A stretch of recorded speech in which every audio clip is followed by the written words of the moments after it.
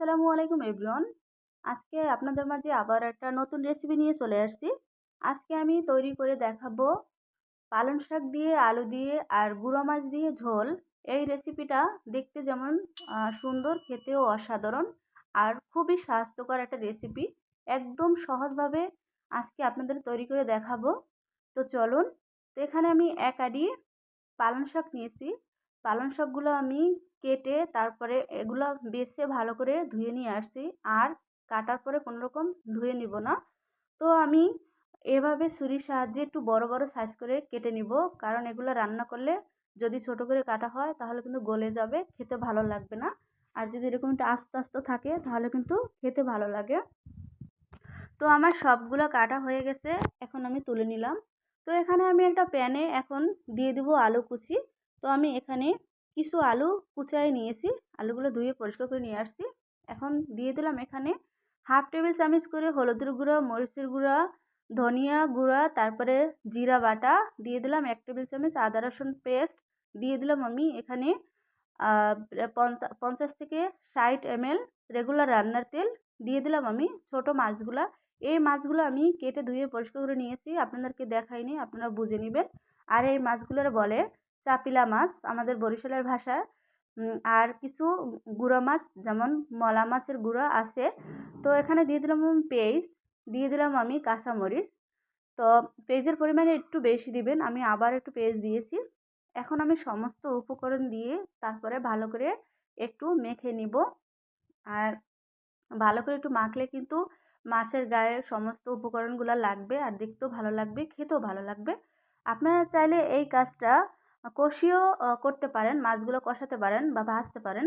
তো আমি মনে করি যে কষানোর চেয়ে মেখে রান্না করলে ভালো লাগে। তো দিয়ে দিলাম আমি কেটে রাখা পালং শাকগুলা।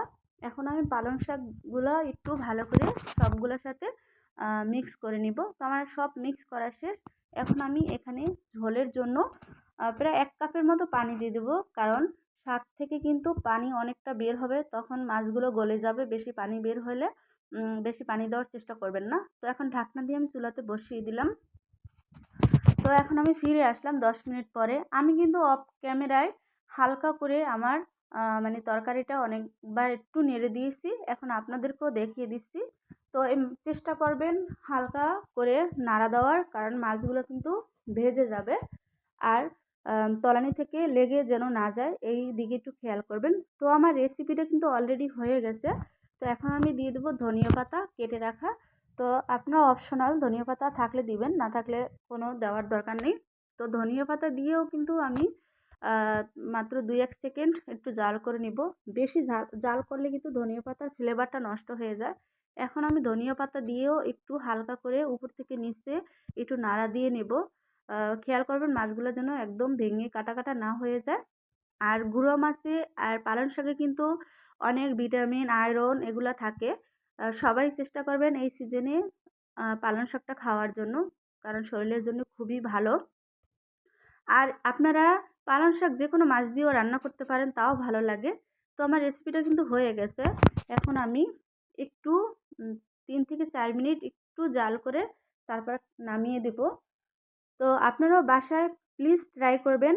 আমার বাসায় আমি রান্না করছি, সবাই খেয়ে কিন্তু সত্যি অনেক প্রশংসা করছে।